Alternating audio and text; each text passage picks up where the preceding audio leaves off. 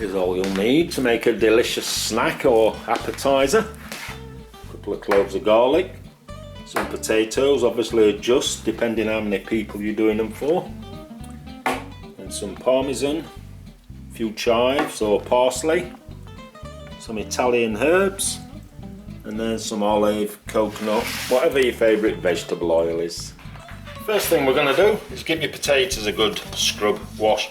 I leave the skins on, but you can just as easily take them off if you don't like skins.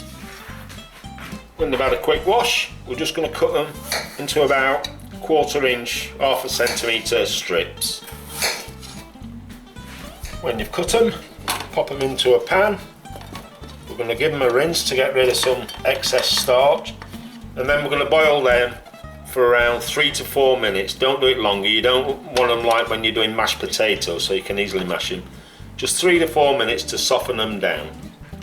When your potatoes have had 5 minutes, put them in a bowl and just let them cool down for a few minutes.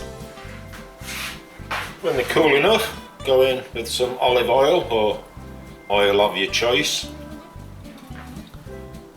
and just move them around so they all get coated.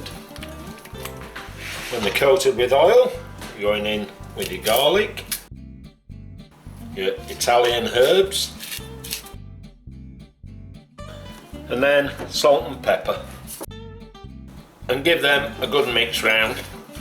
And then lastly, but by no means least, on with your Parmesan. Put as much as this on as you want, because you can never have too much Parmesan. And again, just give that a mix round so all your potato wedges are coated. With your wedges ready, it's time to get a baking tray and some oven-proof paper. Put that onto your baking tray and then place out your potato wedges. And don't leave that stuff, put it on top of your potatoes. Then this is going in the oven at 375 Fahrenheit or around 190 Celsius for around 30 minutes.